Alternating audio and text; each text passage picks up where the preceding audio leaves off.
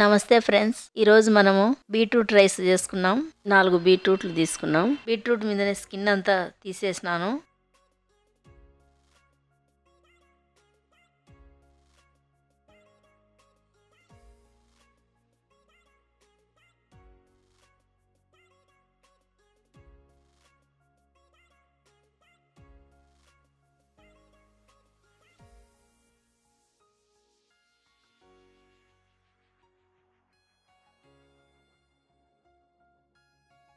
Beetroot తీసుకొని తుడుము పట్టుకున్నాం.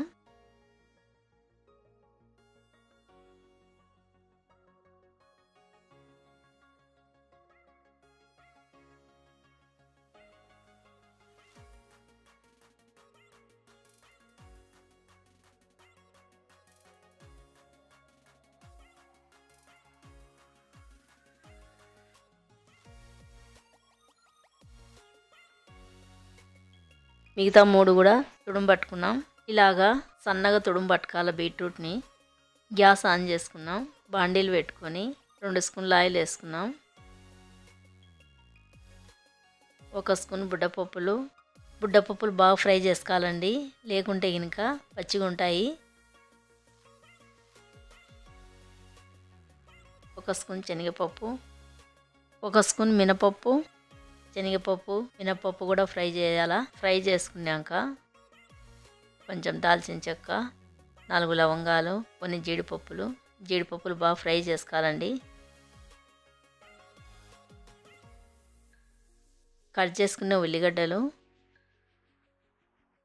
ఎక్కువ ఫ్రై కాకూడదు. 6 పచ్చిమిరపకాయలు మధ్యలో కట్ చేసుకొని వేసుకున్నాను. 1 స్పూన్ అల్లం పేస్టు, కొంచెం కరివేపాకు. అల్లం పేస్టు పచ్చివాసన పోయేంత వరకు ఫ్రై చేసుకుందాం. తుడుము పట్టిన బీట్రూట్ వేసుకుందాం. 1 స్పూన్ సాల్ట్ వేసుకొని బాగా కలుపుకున్నాం. ఇందాక ఉల్లిగడ్డ ఎక్కువ ఫ్రై చేసుకోవద్దని చెప్పినాను కదా, బీట్రూట్తో పాటు ఫ్రై చేసుకుందాం. 5 నిమిషాలు మూత పెట్టుకున్నాం. 5 నిమిషాల తర్వాత రైస్ వేసుకున్నాం.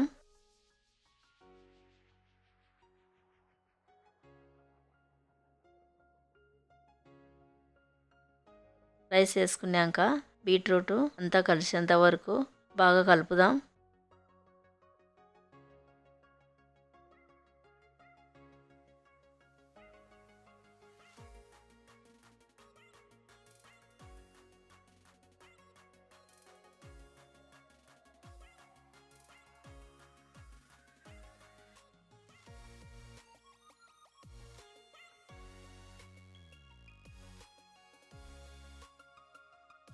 రైస్ అంతా కలిపినాక 1 స్పూన్ గరం మసాలా, 1 స్పూన్ ధనియాల పొడి, 1 స్పూన్ కారము, 1 స్పూన్ సాల్టు. గరం మసాలా, కారము, సాల్ట్ అన్నీ కలిసేటట్టుగా కలుపుదాం.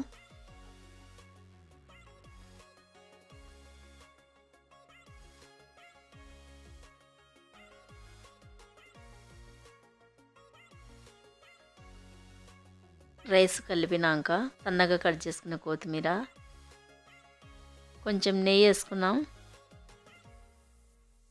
బీట్రూట్ రైస్లో నెయ్యి వేసుకుంటే చాలా టేస్ట్ వస్తుంది.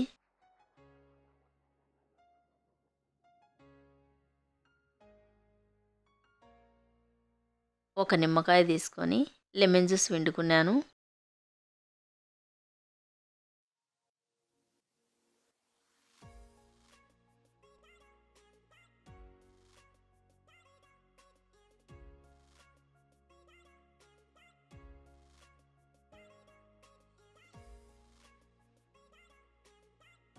లెమన్ జ్యూస్ వేసినాక రైస్ని అంతా కలుపుదాం.